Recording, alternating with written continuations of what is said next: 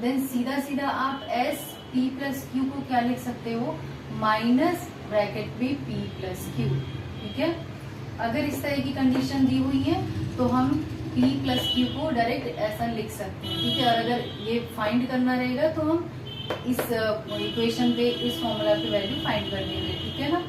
Next है if S P is equal to S Q, right. ये S P जो है वो एस क्यू के बराबर अगर हो गया तो क्या होगा, तो डायरेक्ट आप एस पी प्लस क्यू को 0 लिख सकते हो। ठीक है, यही सेम चीज एस पी प्लस क्यू 0 हो जाएगा, और अगर S P is equal to Q है and S Q is equal to P है तो एस पी प्लस क्यू ये हो जाएगा। ठीक है, अब देखो यहाँ तक तो हमारा एपी का सारा इंपॉर्टेंट पॉइंट्स कंप्लीट हो गया, और ये 3 जो इम्पोर्टेंट ये भी है बहुत ज्यादा। ठीक है, ये चीज आपको डायरेक्ट याद रखनी पड़ेगी। अगर देखो आपको सिग्मा एन पूछा जाता है और एन की वैल्यू जो है 1 to n है। ठीक है, तो इसमें क्या होता है, आप इन सब फॉर्मूला को यूज करोगे। ठीक है, A N plus N minus 1 into D, ये सब यूज करोगे आप, टी एन का फॉर्मूला यूज करोगे, तो उससे इजी वे में हम ऐसे सॉल्व कर सकते हैं। डायरेक्ट आप ये फॉर्मूला याद कर लो। ठीक है, सिग्मा एन का फॉर्मूला होता है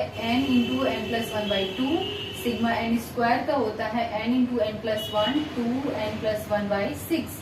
ठीक है, और सिग्मा एन क्यू इसका फॉर्मूला होता है एन इंटू एन प्लस 1/2 का होल स्क्वायर।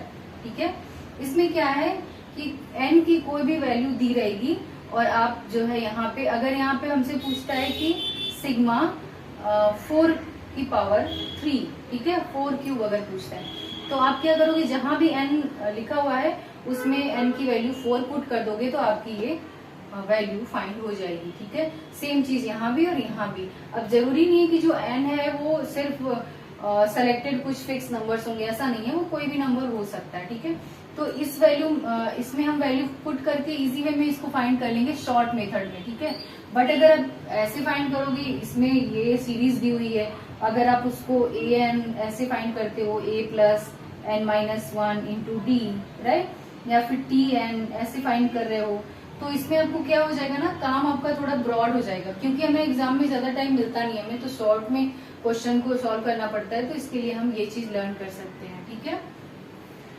तो ये रहा हमारा एपी का कुछ इंपॉर्टेंट पॉइंट्स। ठीक है, और कुछ इंपॉर्टेंट फॉर्मूलाज, तो ये चीज आप ध्यान में रखना, और मैं आपको नेक्स्ट जो है ओल्ड 6 बुक्स की कुछ एग्जाम्पल करवाऊंगी। ठीक है, जो हमारे एग्जाम से रिलेटेड बहुत ही इंपॉर्टेंट है। ठीक है, उसके बाद हम करेंगे GP and then HP. Thank you.